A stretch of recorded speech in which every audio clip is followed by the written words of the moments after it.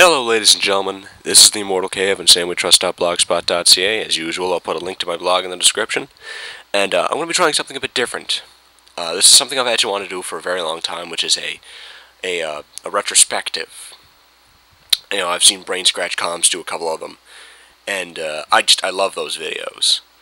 And this is what really wanted me to do it was those guys. But I love Pokemon to death. I remember. Actually, I'll get into this now before I get into like the technicalities of some of the things I'm going to be doing with this. But I remember one day I woke up early, and I'd seen a few commercials for Pokemon before this, like little for the games, but that never hooked me. What got me interested was the first episode of the anime. No, the second episode of the anime it was. Because I remember I came into it and I was a little confused, but I was also kind of like, you know, I saw all these creatures. I remember Onyx. I remember looking at that thing and just thinking, wow, that thing looks awesome.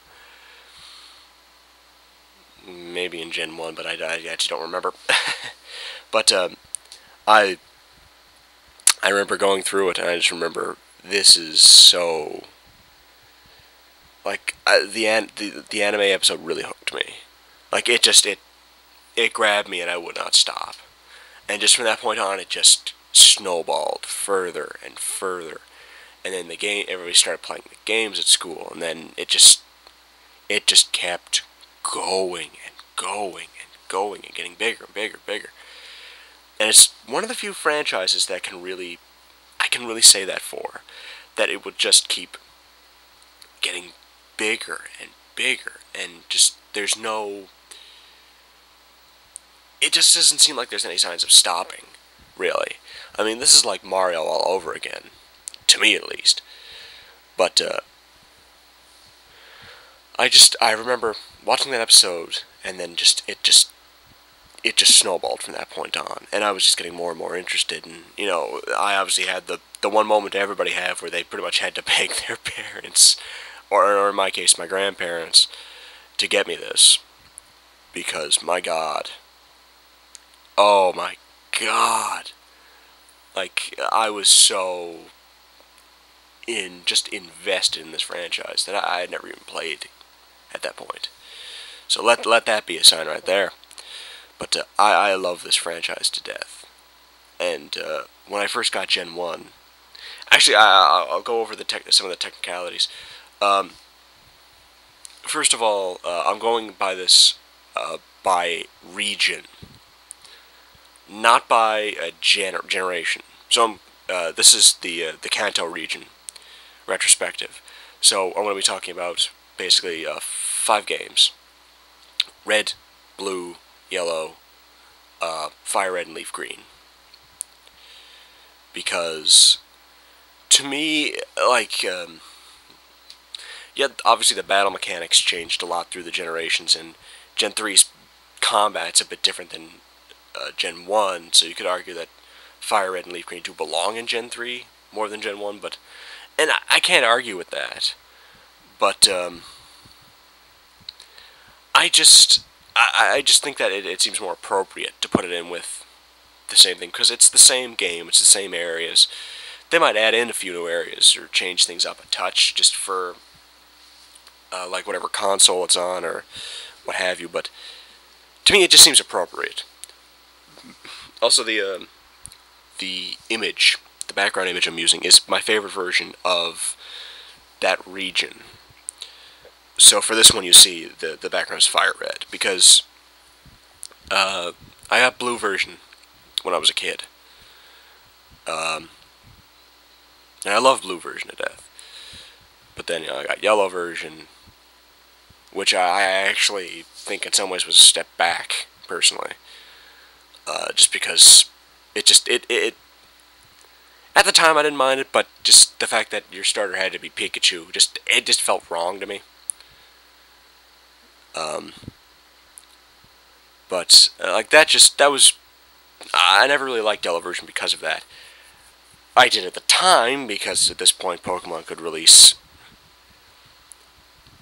Well, that's just it. They pretty much did release a bunch of random games that really didn't seem appropriate. Pokemon Snap, I'm looking at you. And we could eat it up, and we did. Because, god damn it, Pokemon was, that big. It was that huge of a franchise at that point to all of us. And if you were like a kid if you're watching this and you were a kid during when that first came out, you know exactly what I'm talking about. This franchise, it was just, you had to have it. There was no questions, there was no nothing. The only thing that even came close was Digimon, and while I will admit that the anime was a hell of a lot better than the Digimon anime was a hell of a lot better than the Pokemon anime. Yes, I just said that. I will admit that the games never really came close. And, I will admit I played, what was it, the Digimon Dawn and Dusk games for the DS. And those were excellent games. Just, comparably speaking to the Pokemon games, not even close. Not even close. But, yeah, I never really liked Yellow Version that much because of that. It did open up the way for a few new Pokemon for me to catch, like Scyther, which I felt really bummed when I wasn't able to catch Scyther and I could catch Electabuzz instead. Because Scyther was my favorite Pokemon in that gen at the time. I think now I'd probably say Gengar, just because I love ghost types. But, no, I remember playing Blue. I remember, obviously, the first thing I caught was Charmander. I had to... Come on, we all picked Charmander at that time. You know it, I know it, we all know it. We all picked the Fire Starter the first time around. Since I have obviously beaten that game with all three of the starters, and I will admit that I actually think that the one that I actually now that I think about it, I picked Charmander. I got female Nidoran, I think it was, as my first Pokemon. And I kept going. But, long story short, I think in the end, it kind of ended up becoming... I just used the Charmander. It was one of those things where I was literally just using that. So yeah, I had a Charmeleon going into Brock. I had a friggin... I probably had a Charizard by the time I was in Vermilion City. Don't quote me on that. I don't even know if that's possible, but... I was just using Charmander. And then I ended up restarting it because I kind of realized that I probably should be using multiple types. Excuse me for 1 sec. Drink of water. Anyway, I realized I probably should be, so I restarted. I picked Squirtle. Because I didn't want to pick the completely easy route, which was Bulbasaur. Though, oddly enough, Venusaur is my favorite grass starter. Like, out of all 5 gens. I don't know, I really like him. But anyway, I ended up picking a Squirtle. Going through it normally, beat it, and it was just, I love that game to death. I just remember having so many moments where I was just trying to catch, the rare Pokemon. That was really the one thing that I really liked doing was, like that one patch of grass that's right south of, Mount Moon. That one patch of grass that you could catch a Jigglypuff in. You better believe I spent, like, hours just going around in that grass, running into so many Spearow and Rattata, and I think Pidgey, just trying to find that damn Jigglypuff. And then I found one, and I flipped. I think that was the same case with, like... I think there was quite a few times where I did this. Safari Zone. Oh god, did I do that a lot with the Safari Zone. I did that so many times. Like, I tried so hard to catch, like, a Chansey or a Tauros or something. I wanted a Tauros so bad. Just because I knew that they were probably the rarest damn thing in the game. And I really wanted to get one just because of that. But, no, I've had so much good experiences with this game, and I just have so many good memories. and like the anime obviously helping me, pretty much pushing me through that as well. But no, I love the Pokemon selection. I think that really it was one of the better ones for like just what you could get at a certain area, like you could just get like a Rattata or a Pidgey. Like I said, I always kind of Nidoran because I always think that the Nidoran family is really good. Looking back, actually, its stats aren't that good. In fact, if you actually look at its stats today, they're actually quite miserable. Nidoqueen and Nidoking. They're absolutely miserable. Same with most Gen 1 Pokemon now that I think about it. I mean, have you ever seen Pidgeot's stats? They're horrible. Absolutely horrible. But, it all worked at that point in time. But I love that game so much. And I just remember, was there any gym leaders in particular I had a lot of trouble with? Brock never gave me that much trouble. Sans when I was doing it with Charmander, but, again, we all had trouble with, if we all picked Charmander, we all had trouble with it if we didn't catch a Mankey or something. But that, Brock gave us trouble. Misty, oh god. Misty was probably one of the harder ones in that generation. I'll always say that. Because, that fucking Starmie. That fucking Starmie. That thing. That damn Starmie. I wanted to catch one of those so bad because of that. Like, Starmie is still one of my favorite water types. Water Psychic, I believe it is. Which, well, that's another reason right there. Since, Psychic types were absolutely overpowered in friggin' Gen 1. If you had an Alakazam, you won. Like, I think, what was the exact team that, I can't remember, it was one of the members of Brain Scratch said in a recent list they did. Someone said something like the ultimate team was something like Mewtwo, 4 Alakazams, and a Jolteon. I think that says it all right there. Like, I love Gen 1 to death, but the original run of it, Red, Blue, and Yellow, was insanely unbalanced. Like, beyond unbalanced. I mean, I think it really does say it all right there. 4 Alakazams, a Jolteon, and a Mewtwo. That's disgusting. That's absolutely insane. But, obviously, it was a kind of a pain in the neck to get an Alakazam because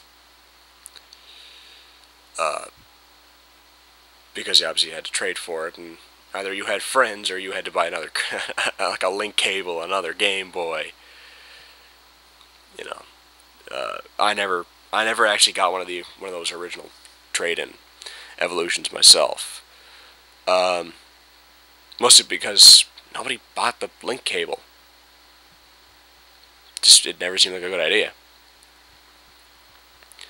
I didn't because I didn't want to. Nobody else did, so 90% of the people at my school, like they had, actually come to think of it, they were mostly spamming legendaries. A lot of legendary birds flying around. A lot of people using Articuno. But it was incredibly unbalanced. I do think that's why Fire Red's my favorite, because it balances things a bit more. A bit. It has actually been a little while since I played Fire Red or whatnot, but it fixes it a bit, I think. Just because, like, moves are different. I remember distinctly one of the things was that number 1 Brock gave you Rock Tomb instead of that useless TM Bide. Misty gave you, I think, Water Pulse instead of Bubble Beam.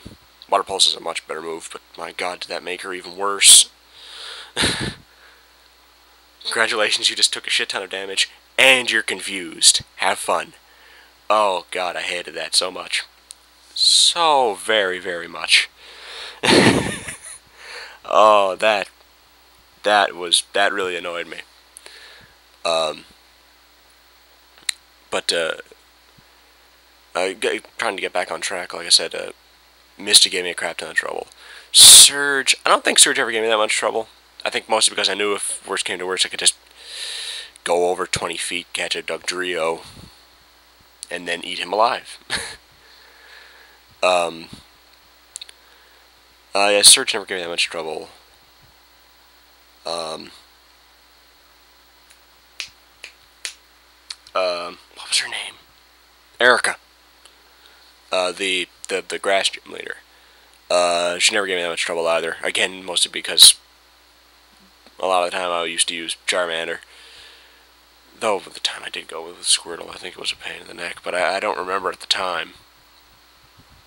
What did I? Did I have something that could? I don't remember. I don't remember if I had anything to counter that myself or not. But regardless, Erica, I never had that much trouble, not distinctly anyway. Koga and Sabrina. Okay, actually, it's a good thing I'm doing this because anybody who's watching this, post a comment in the box below. Obviously, post a comment. Did did they mix up the badges in translation or something? Because is it just me, or the Marsh badge and the Soul badge? Should that be Shouldn't that be swapped? Doesn't the Soul make more sense for Psychic and the Marsh make more sense for Poison types? Unless I'm missing something here. Like, shouldn't they be swapped? I never hear people talking about it. They should be swapped, shouldn't they? Unless I'm imagining something. But, Sabrina shockingly never gave me that much trouble. Considering how insanely overpowered the Psychic types are.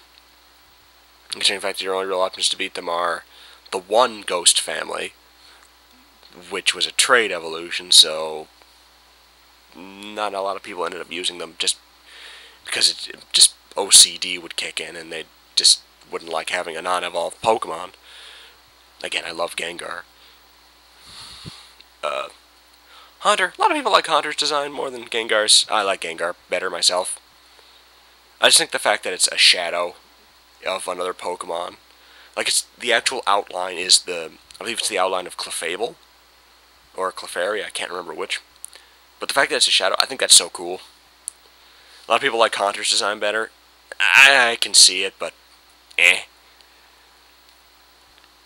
Gengar is really fucking cool though.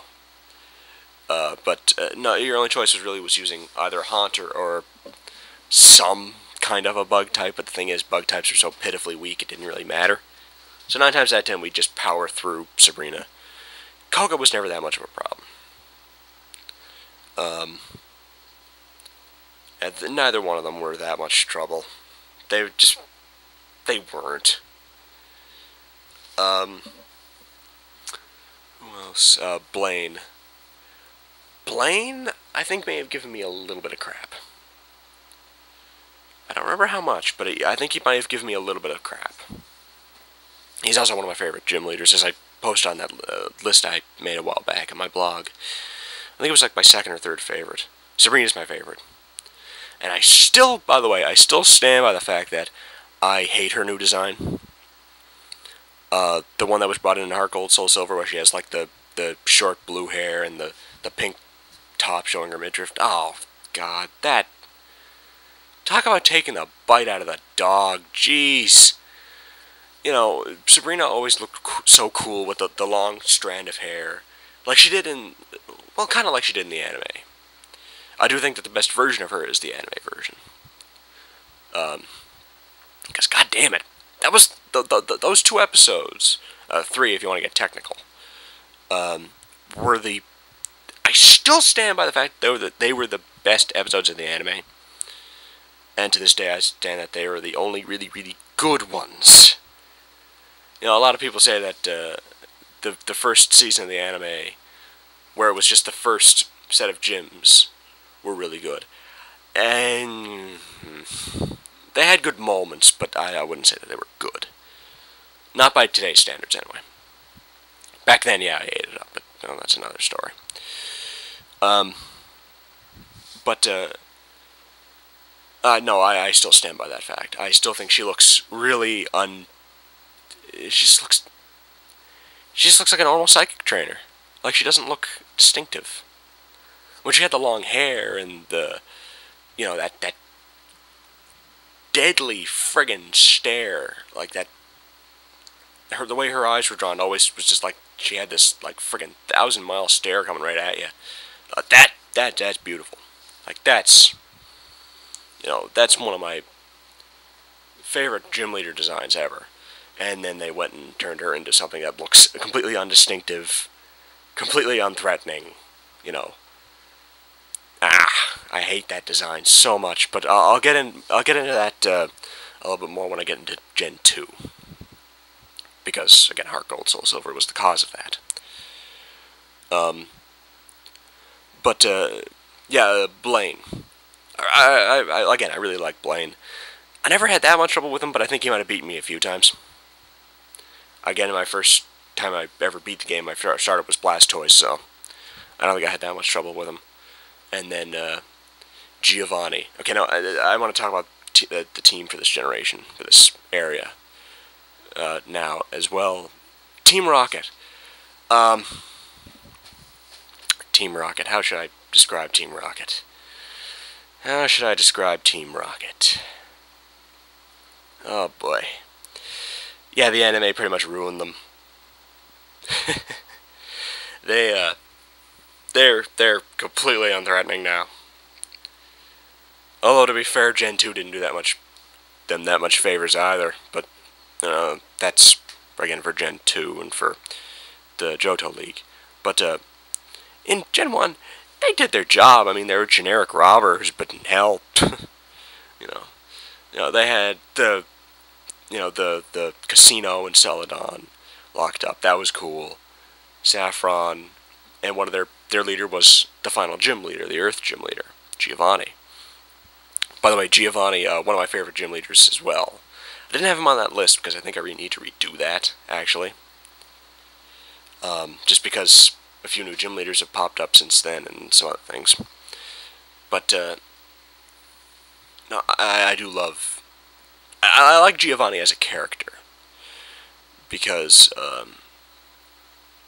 you keep beating him, and he never really changed until the end, where he just went, okay, you're beating me, I have no...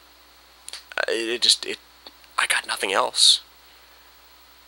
If I do anything else, you're going to keep beating me, so I'll retire. I'll disband Team Rocket, attack with all of us. And he just retired and left. Which I think is actually really cool. The fact that they actually gave him a bit of development there. And when you think about the anime counterparts, what incredibly little we've seen of him, you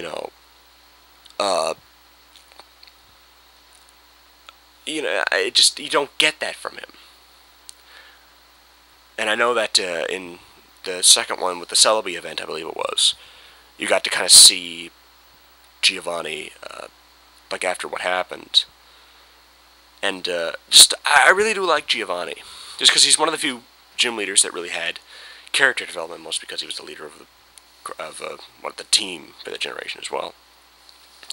But no, I do really like them, and it's really nice to see them back in Gen 5 in the World Tournament. I'll get to that when I get to that. But I love the gym leaders in Gen 1. I will always stand by the fact that I think that they are the most memorable gym leaders. Gen 2, I'd have to take a second to tell you in order. Gen 3, I'd have to take a second in order. Gen 4, Gen 5. Gen 1, Brock, Misty, Surge, Erica, Sabrina, Koga, Blaine, Giovanni. No questions asked. I know them by heart. I have to take a second to even remember the names of most of the ones from the other ones, like Faulkner, Bugsy. Maybe I can't do this actually. No, I'll save that for Gen 2. But I just The one thing I loved about Gen 1 is just the fact that it drove you so well. Like, the Elites, the Elite Four. Mentioned often, but you never really... Excuse me for a sec. They're mentioned a lot, but you never get to see them. Actually, are they mentioned a lot? They're mentioned a bit. Anyway. And you kind of know that they're looming off in the distance. You know that they're... You know that once you beat all 8 of them, you'll still have to beat them. And that's what I really love about this, is because it's the one thing where beating that last gym leader is so satisfying, because you beat...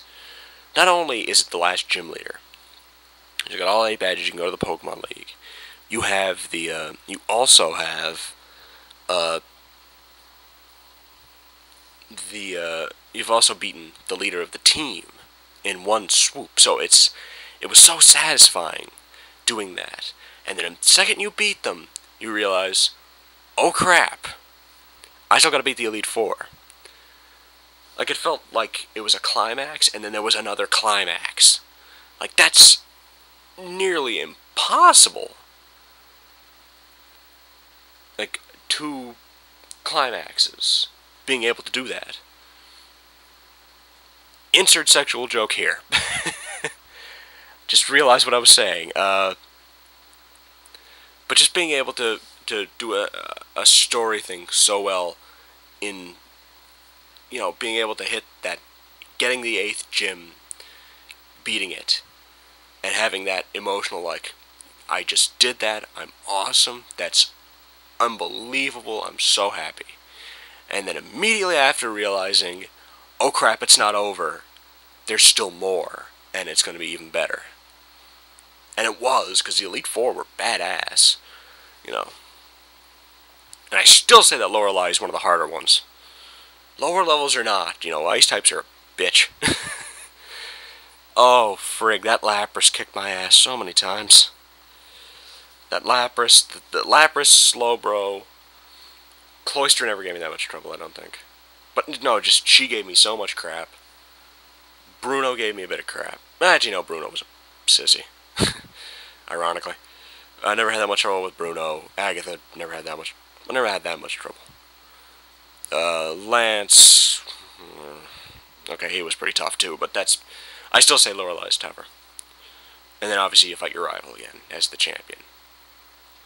You know, that's what I love about Gen 1, is that it has so many different little stories. Like, you gotta do the gyms, you gotta do the rival battles, and you gotta do the team stuff. So there's 3 stories going on at once.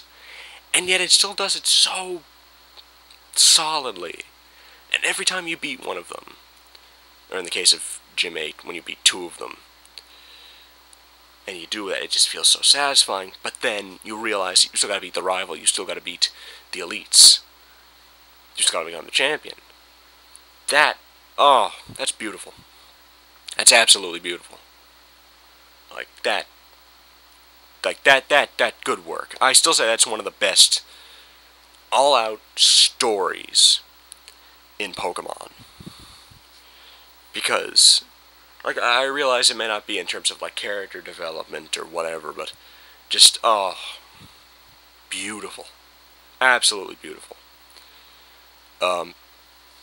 But no, I love Gen 1. Like I said, it's in the middle only because of gameplay mechanics and because of just an overall tone. Really, it's just that it feels kind of wiped out to me, because, like I said, I've beaten Kanto so many times. You know, in Fire Red I beat it so many times, and then there was the stuff in Gen 2 you could do, which was similar as well. I mean, so basically I've beaten Gen 1 more than any other generation of Pokemon. I've beaten Kanto more than any other generation of Pokemon, and that's just it. It's just that I'm worn out from it, but I can't say it's not good. So it's about the middle, like I said. I'll get into which ones I think are better and which ones I think are worse later on, but I love Gen 1 so much. You know, the gyms are great, the cities are great, the music, Okay, I'm going to say this right now, actually. I don't think the soundtrack got that good until Gen 5. There are some soundtrack pieces that are really good between them and there. I'm trying to think now. Like the rival theme from 2, the rival theme from Johto, the Gen 3 had Deoxys' theme and the legendary themes, which are amazing, by the way. Um, but yeah, I love Kanto. I love Gen 1 so much. If you are going to play it, play Fire Red for the love of God. Gen 1 has not aged well. Especially if you're going to play like the true version of it that's not yellow. Because yellow did one thing that was really good, which was they upgraded the sprites. If you've ever seen the sprites for the Pokemon in Gen 1, they are butt ugly. They are so goddamn ugly. Seriously, look at, like, and it was still an improvement from the original Japanese version. Go online right now. Go to Google Images, look up Pokemon Green sprites. Oh my god! Some of them are so ugly. And they didn't get much better in blue and red. And Yellow fixed that a lot. Like, a lot of them look so good. And that I will thank Yellow for that. But if you're going to play a version of Kanto, play Fire Red and Leaf Green for the love of God. Like, don't even touch those. Fire Red, Leaf Green, it's the best way to do it. No question. You know, they added in a few things. It's nothing drastic, so, eh. But in terms of just internally game, not competitive battling or trading or whatever, they didn't really add that much. They added the Sevias, which I think were supposed to be in the original version anyway, but they didn't really add that much, but just for sprite quality, for the fact that it has Gen 3's graphics, which are fantastic, the fact that it has Gen 3's combat system, which is one of the best combat systems in Pokemon history, in my opinion. You know, adding in abilities, which I think is one of the best. Yeah, I'll get into that when I get into Gen 3, but just, it's so good. Fire Red, Leaf Green. If you're going to play Gen 1, play that. But I've talked on for long enough. My throat is killing me. I've never talked for half an hour straight. But if you are going to play Gen 1, play Fire Red, and I highly recommend it because Gen 1's amazing. But yeah, that's it for Kanto. That's it for Gen 1's retrospective. I shall see you again with Gen 2, which is Johto. So thank you very much, and take it easy, ladies and gentlemen. Happy holidays.